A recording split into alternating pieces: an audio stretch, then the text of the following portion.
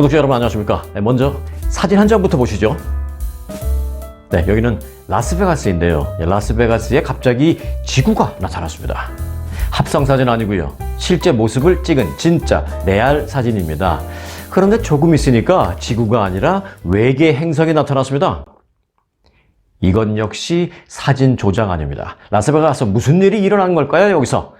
네, 약 한 달 전 제 영상을 보신 분들은 이렇게 완전한 모습까지는 아니어도 마무리 공사 중인 그 라스베가스의 명물 스피어라는 건축물을 보신 기억이 있으실 것입니다. 스피어, 사실 이제 영어로는 스피어인데요. 스피어, S-P-H-E-R-E, 둥근 모양, 구체라는 그런 뜻이죠. 우리가 흔히 말하는 축구공 모양이다 그러는데 이건 축구공 정도 사이즈가 아니라요. 축구장을 몇 개 지을 수 있는 어마어마한 초대형 구조물입니다. 한 달 전 영상에서 제가 라스베가스 출장 중에 영상을 올리면서 이 팔라조 호텔 창가에서 내려다본 이 스피어의 마무리 공사 장면을 보여드린 적이 있는데요. 며칠 전 이 스피어가 완공된 모습으로 사람들의 상상 그 이상을 보여주는 그야말로 환상적인 모습을 공개했습니다. 이 초대형 둥근 건축물은 오는 9월 말부터는 공연장으로 사용될 예정인데요. 이 외부 모양은 수시로 지구가 되기도 했다가 달이 되기도 했다가 외계 행성의 모습을 되기도 했다가 또 하늘에서 막 은하수가 쏟아지는 그런 장면을 보여주기도 하는 등 지금까지 아이맥스 극장 평면 스크린에서 어줍지 않게 볼 수 있었던 그런 모습들은 저리 가랍니다. 완전히 실제보다 더 실제 같게 만들어서 보여주었습니다.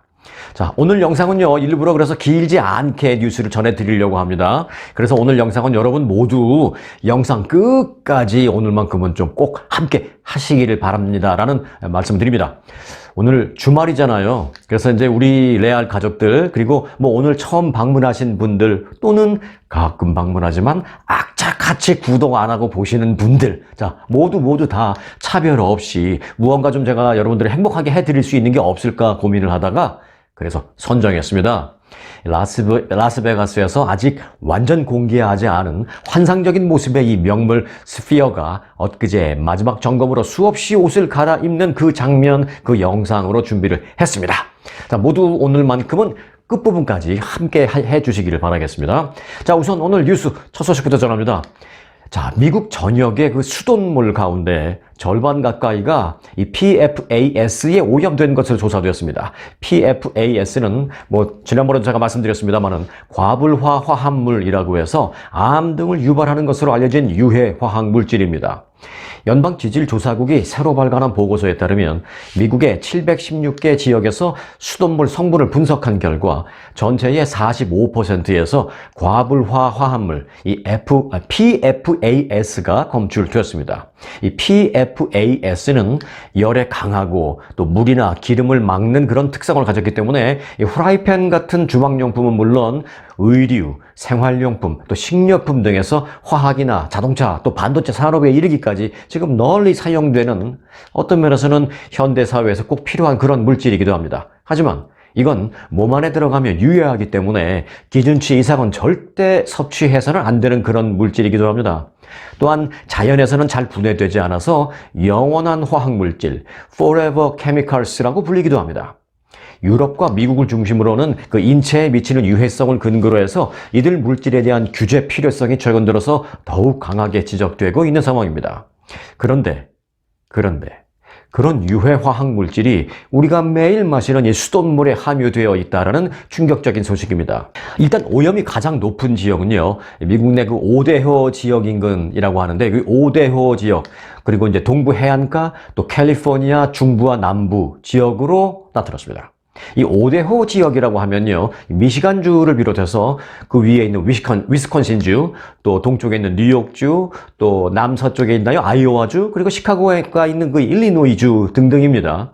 그리고 이제 말씀드렸다시피 캘리포니아 중부와 남부, 그러니까 흔히 우리가 표현하듯이 하면 중가주와 또 LA를 비롯한 남가주 지역 등의 그 수돗물이 모두 이 PFAS에 오염됐다라는 것입니다. 이와 관련해서 전문가들은 사람들이 사실을 정확하게 인지하고 대비책을 마련할 필요가 있다라고 지적했습니다.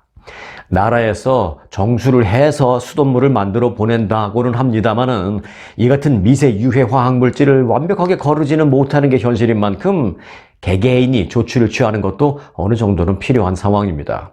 수돗물에 정수 필터를 설치하고요. 이를 주기적으로 필터를 교체하는 것이 일상에서 우리가 이제 가장 쉽게 할 수 있는 그런 대표적인 노력입니다. 정수 필터도 뭐 종류에 따라서 가격도 천차만별입니다만은 효과도 또 천차만별입니다. 그래서 꼼꼼히 따져서 최소한 PFAS 같은 화합물질을 제대로 걸러내는 그런 검증된 정수용품을 사용하는 게 필요할 전망입니다. 그런데 제가 정수기 선전하려는 의도는 1도 없습니다. 또 어떤 정수기는요, 유명하다라는 이유 하나만으로 사실 기능이 제대로 되는 건지 알 수도 없어서 비싸기만 한 그런 경우도 얼마든지 있고요. 그러니까 정말로 여러분들이 개개인이 꼼꼼하게 잘 따져서 그런 정수 시스템을 선택해서 사용하시는 것이 최선일 것이다. 이렇게 제가 말씀을 드릴 수 있겠습니다. 자, 미국에 살면서 어떤 브랜드의 제품을 사용할 때 미국인들은 애국적인 느낌을 갖게 될까요? 네, 미국인들이 가장 애국적이라고 느끼는 브랜드 1위는요, 집 자동차입니다. JEEP. 자동차 뒤에 보면 이제 집이라고 써있죠. 2위는 디즈니로 나타났습니다. 자, 리서치 업체인 브랜드 키즈가 실시한 연례 설문조사에서 이 집 자동차, 왜 한국에서는 옛날에 미군들이 타고 다니는 차를 보고 찝차라고 했잖아요. 근데 그게 집인데, 그걸 이제 우리 찝차 옛날에 그렇게 많이 했죠. 네, 그래서 이제 그 찝차가 80년 이상의 역사와 그리고 미군과의 어떤 깊은 유대관계 등이 있다는 것을, 그런 것을 반영해서 22년 연속 미국인들에게 애국심을 느끼게 되는 브랜드 1위로 선정되고 있습니다. 자, 그리고 2위 디즈니 역시 미국을 대표하는 어떤 상징적인 브랜드로 꼽히고 있잖아요. 디즈니는 그 2년째 2위를 고수하고 있습니다. 자, 3위는 포드 자동차, 그리고 4위는 코카콜라, 5위는 청바지 리바이스 스트라우스라고 하죠. 이렇게 차지를 했습니다. 그 외에 공동 6위에는 월마트와 함께 아마존이 이름을 올렸는데요. 이 아마존이 애국적인 느낌을 갖게 되는 그런 기업의 이름을 올렸다는 것은 저로서는 좀 다소 의외로 받아들여지고 있습니다. 자, 그리고 7위는 아메리칸 익스프레스, 그리고 초콜릿 회사 허쉬스, 이렇게 두 군데 회사가 7위 공동 7위를 했고요. 그리고 이제 한 가지 더 좀 특이한 점은요, 10위인데요. 10위에는 오픈 AI가 차지했습니다. 아마도 그 최근 미국에서 이 챗 GPT가 급속히 확산되면서 혁신을 대표하고 있고, 또 앞으로 이 미국이 챗 GPT로 또 한 번 세계를 리드하는 그런 나라가 될 것 같다라는 어떤 그 기대감이 반영된 것으로 저는 봅니다. 그래서 챗 GPT를 대표하는 그 오픈 AI가 애국적인 느낌을 갖게 되는 브랜드 10위에 올라갔다라는 그런 좀 다소 의외이긴 합니다만 어느 정도는 충분히 이해가 되는 그런 소식 전해드렸습니다. 자, 이어서 여러분들이 좋아할 만한 소식 갖고 왔습니다. 항공권 세일 소식입니다. 아시아나항공이 여름을 맞아서 한국행 여행객을 위한 이벤트를 실시합니다. 아시아나는 한국관광공사와 협력해서 항공권 특가 및 경품을 제공하는 행사인 트래블마트 23 썸머, 트래블마트 23 썸머 이벤트를 진행한다고 밝혔습니다. 이 마감은 오는 17일까지니까요. 사실 시간이 그렇게 많지는 않습니다. 그런데 걱정은 하지 마세요. 17일 그 이전에 비행기를 타야 한다, 그런 거는 아니고요. 그때까지 예약만 하면 됩니다. 좀 더 구체적으로는 이 이벤트를 통해서 올해 12월 31일 전까지 출발하는 그 아시아나 미주 노선 항공권을 사면 최대 10%까지 할인을 받을 수 있습니다. 이 미주 노선이다 하는 것은요, LA, 뉴욕, 그리고 시애틀, 샌프란시스코, 그리고 호놀룰루 등을 말합니다. 이 아시아나는 그 LA 인천 왕복은 매일 2차례 하죠. 그리고 뉴욕과 샌프란스, 그리고 시애틀은 매일 1차례, 또 호놀룰루는 주 5회 항공편을 운항하고 있습니다. 특히 이제 LA 노선에는 최첨단 항공기인 A350과 초대형 항공기인 A380이 투입된다고 합니다. 또한 아시아나는 경품 퀴즈도 이벤트를 하는데요. 참여자 가운데 총 40명을 추첨해서, 이거 우리 젊은 사람들 많이 좋아할 거예요. 이거 당첨돼서 자녀분들이나 조카나 아니면 나이 좀 있으신 분들은 손자, 손녀한테 주면 굉장히 좋아할 겁니다. 자, 아시아나 경품 퀴즈에 참여하는 사람 가운데 추첨을 해서 40명에게는요, 애플 에어팟 맥스, 그리고 아이패드, 또 인스턴트 카메라, 또 휴대용 배터리 등 이 여행용 상품도 증정한다고 합니다. 인스턴트 카메라, 요새 그걸 누가 써라고 생각하실지 모르겠습니다만은 살짝 제가 좀 부연 설명을 보태드린다면, 요즘 그 인스턴트 즉석 카메라가 다시 인기를 끌고 있습니다. 그리고 옛날에는 크기도 이만했고, 나오면 한참 흔들고 시간도 한참 걸리고, 가장 단점은 뭐냐면 사진이 너무 흐리고 이제 그랬었잖아요. 그런데 요즘은 인스턴트 카메라가 사이즈도 이렇게 작고요. 그리고 사진도 명암 사이즈 정도, 그보다 조금 큰 정도. 그래서 이 아이들 주면 굉장히 좋아합니다. 그리고 사진의 선명도도 굉장히 과거에 비해서는 상당히 좋고요. 그리고 시간도 금방 바로 나오고요. 그야말로 인스턴트죠. 그래서 이 인스턴트 카메라가 요즘 젊은이들 사이에서 다시 인기예요. 그것도 경품, 상품 중에 하나로 있다고 합니다. 자, 참여 대상은 18세 이상 미국 거주자라고 합니다. 자세한 내용은 이벤트 전용 웹페이지에 들어가시면 되는데요. 이 웹페이지, 이 웹 주소는 저희 그 영상 하단에 설명란, 더보기 설명란에 제가 올려놓도록 하겠습니다. 들어가셔서 꼭 참여해서 하셔서 우리 구독자 여러분들 꼭 퀴즈 이벤트 경품도 당첨되셨으면 좋겠습니다. 네, 항공권 싸게 샀으면 이제 비행기 타기 위해서 건강 챙기셔야죠. 네, 건강 관련 소식입니다. 최근 미국 이곳저곳 전국적으로 많이 더우시죠. 이 이상기후로 인해서 올해도 미국 남부와 중서부 지역에 폭염이 예고된 가운데 이 더위에 노출되는 것이 심장병과 밀접한 관련이 있다라는 연구 결과가 나왔습니다. 히트 웨이브, 일명 열돔 현상으로 인해서 텍사스를 비롯해서 루이지애나 등의 남부 지역에서 초여름부터 사망자가 속출하고 있습니다. 이 화씨 100도가 넘어가는 고온으로 텍사스에서는 13명이 사망했는데 사망자 가운데 대부분은 기저질환을 갖고 있던 6, 7, 80대 노인들이었던 것으로 알려졌습니다. 미국에서 가장 더운 도시라고 또 알려진 애리조나주 피닉스는 화씨 115도가 넘는 폭염이 계속되고 있습니다. 피닉스가 속한 마리코파 카운티의 통계에 따르면 지난해 더위에 의해서 사망한 사람은 총 425명이었는데 이는 2년 전과 비교할 때 25%가 늘어난 수치라고 합니다. 이 마리포카 카운티에서 더위라는 그것은요, 심장마비 또는 뇌졸중과 더불어서 중요한 사망 원인 3가지 중에 하나로 꼽힌다고 합니다. 마리포카 카운티에서 사망 원인, 3대 사망 원인이 뭐냐? 그러면 심장마비, 뇌졸중, 그리고 더위, 히트웨이브 라고 공식적으로 꼽히고 있다고 합니다. 그리고요, 자, 멀리 동부 쪽으로 가서 조지아주도 문제입니다. 자료에 따르면 이 조지아주는 최근 100년 만에 4번째로 더운 시기로 기록이 됐는데요. 특히 이 지역 특유의 습한 날씨 때문에 불쾌지수가 상당히 높아지면서 노약자들에게 특히 더 주의가 요구된다라고 합니다. 겨울에 감기 조심하세요가 아니라 요즘에는 더위 조심하세요가 오히려 더 어울리고 현실적인 그런 구호가 되고 있습니다. 네, 최근에 나온 공화당 여론조사 결과 간단하게 전해드리겠습니다. 트럼프 전 대통령이 공화당 대선 경선에서 압도적인 대세를 이어가고 있는 가운데 기업가인 비벡 라마스와미라는 후보가 2자릿수의 지지율을 기록한 여론조사가 나와서 관심을 끌고 있습니다. 반면에 한때 그 트럼프의 대항마로 관심을 모았던 론 디센티스 주지사의 지지율은 하락세를 계속해서 라마스와미와 이 디센티스가 2위 경쟁을 벌이는 그런 모습이 연출될 전망입니다. 이 에설론 인사이트가 지난주 조사에서 이번 주에 발표한 여론조사에 따르면요, 트럼프 전 대통령이 공화당 지지자들로부터 49%로 이 압도적인 지지를 받았습니다. 그건 뭐 큰 변화가 없습니다. 그런데 그 뒤로는 디센티스가 16%, 라마스와미가 10%로 뒤를 이었습니다. 그리고 나머지 이제 예비 후보는 뭐 5%나 그 이하의 미미한 지지를 기록하고 있습니다. 자, 지난 5월 이 업체가 조사한 것과 비교를 해본다면요, 디센티스는 3%포인트가 하락했고요, 라마스와미는 2%포인트가 오르면서 이 두 사람의 격차가 좁혀졌습니다. 이 격차는 그런데 좀 더 좁혀질 가능성이 높다라는 게 전문가들의 전망입니다. 이 라마스와미 후보는 어떤 인물인지 간단하게 잠깐만 보면요, 그는 인도계 미국인으로 이 바이오테크 회사를 창업해서 운영을 했던 기업가 출신입니다. 하버드 대학에서 생물학을 공부했고 예일대 법대를 나왔습니다. 나이는 1985년생으로 제가 왜 웃죠? 예. 좀 너무 어리다라는 생각 때문에 제가 약간 웃음이 난 모양인데, 뭐 이 사람을 비웃는 건 절대 아니고요. 야, 이 나이에도 대통령에 나가는구나, 이런 생각이 들면서 갑자기 저를 되돌아보게 됐습니다. 그래서 웃었습니다. 죄송합니다.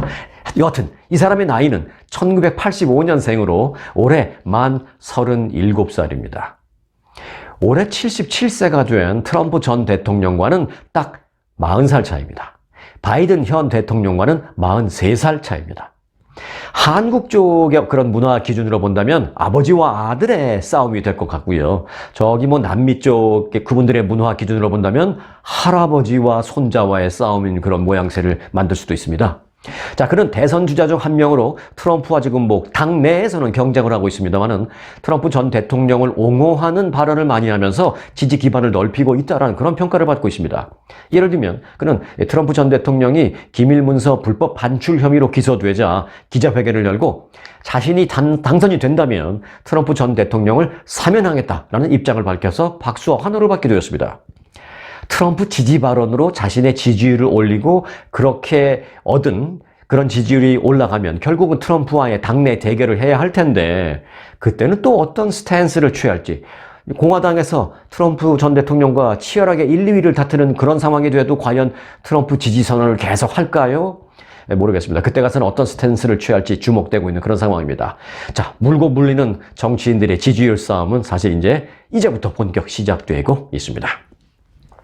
자, 여러분들 트위터 하시나요? 안 하신다고 해도 뭐 트위터 모르시는 분들은 없을 겁니다.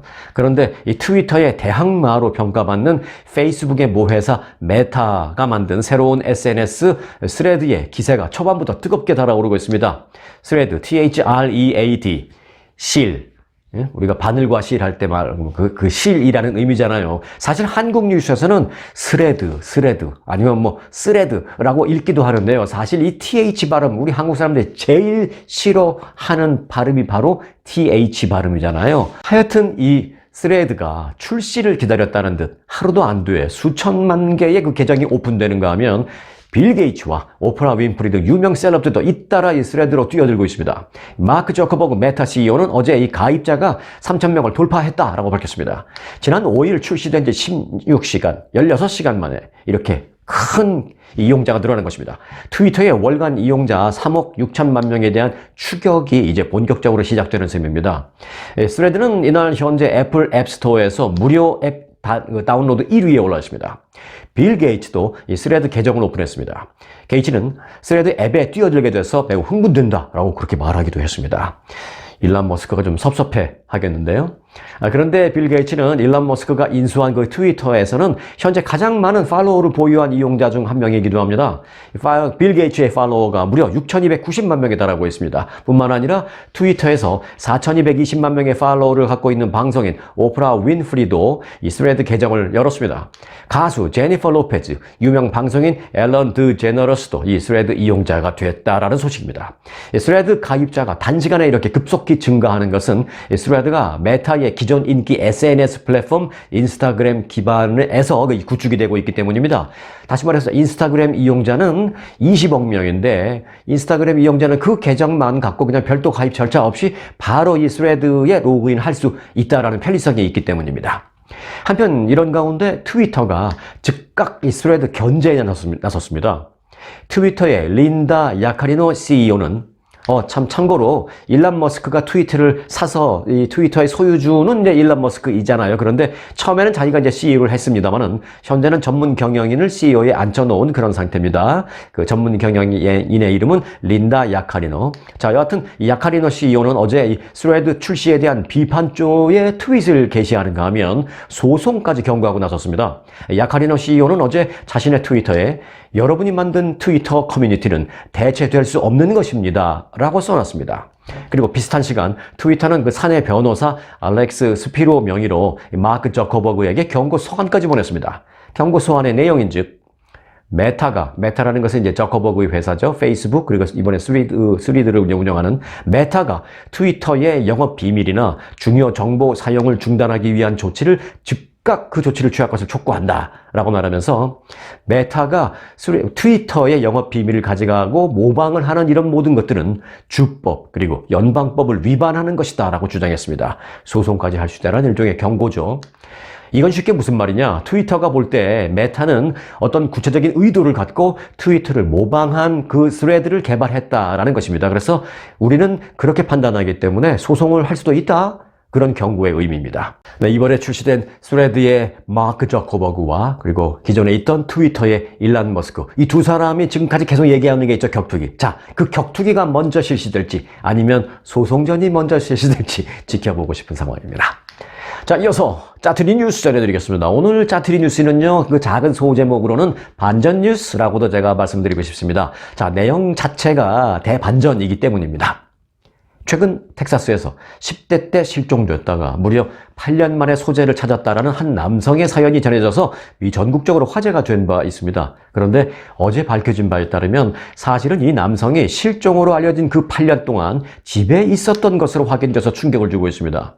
텍사스 휴스턴 경찰국은 어제 기자회견을 열고 지난 3일 텍사스 실종센터를 통해서 알려진 루디 파리아스라는 남성의 귀환 소식은 사실 귀환이 아닌 것으로 판명됐다라고 밝혔습니다.